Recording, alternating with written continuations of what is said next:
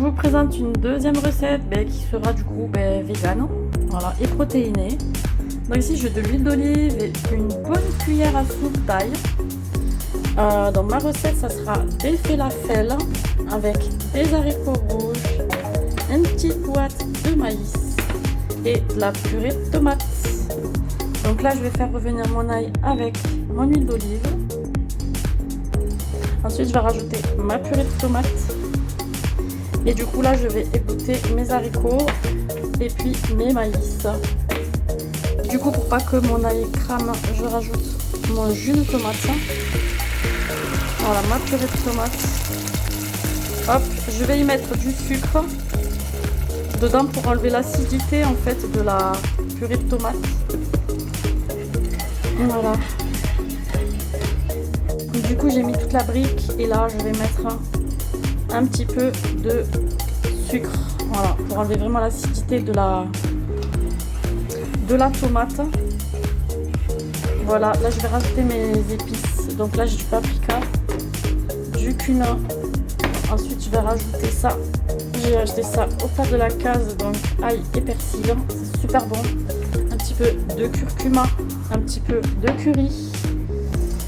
Et ça sera tout pour les épices.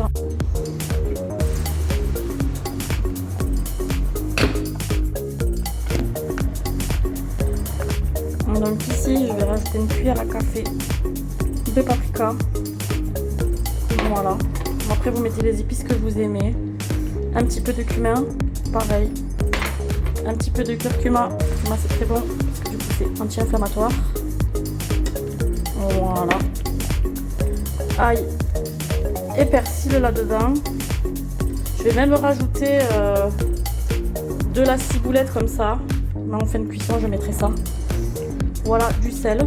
Le sel, faut pas oublier le sel quand même. Pas oublier de saler quand même.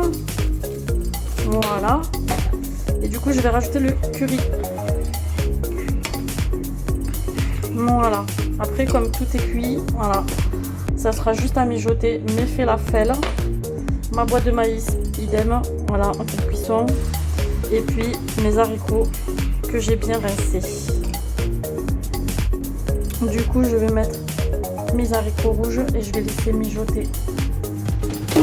Voilà. Je vais laisser mijoter et je vais couvrir ma petite marmite. Je vais remuer, couvrir. Et au final, je ne vais pas rajouter ma boîte de maïs. Parce que du coup, il y a pas mal de farce. Donc, je ne vais pas la rajouter. Voilà, voilà. Donc, je vais remuer tout ça et puis je couvre et après, ça sera prêt. Du coup, je vais utiliser mon cuiseur de riz. Voilà. Et là, je vais en accompagnement utiliser ce riz-là. Riz 3 couleurs.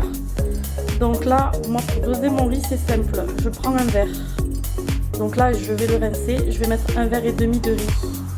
Et après, ça sera un verre d'eau et un autre à la moitié. Voilà. Donc là, je vais rincer mon riz. Et ensuite, je mettrai dans ma cocotte que j'ai au préalablement huilée et j'ai mis avec un sopalin un peu partout.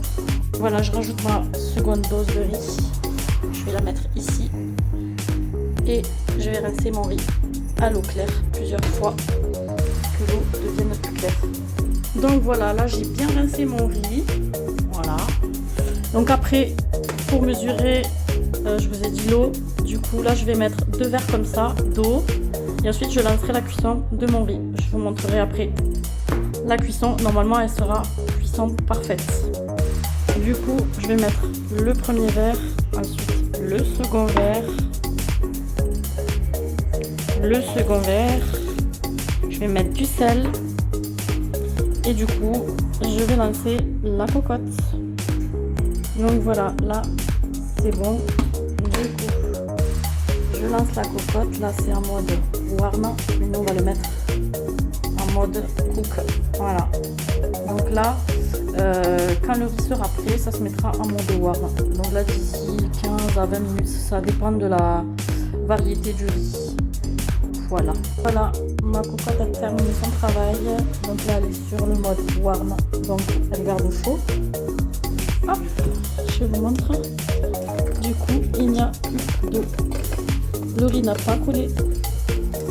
Et voilà, vous avez vraiment une cuisson mais vraiment parfaite du riz quoi. Voilà, voilà.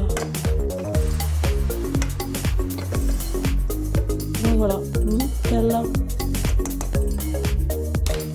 Du coup, pour mon mijoter, voilà, c'est prêt. Je n'ai pas mis le maïs. En fait, il y en a pas mal, donc ça suffira. Voilà, et du coup, ça sera ma sauce qui accompagnera mon riz. Voilà, petite recette assez diététique, très bonne. Et voilà, je vous montrerai l'assiette après.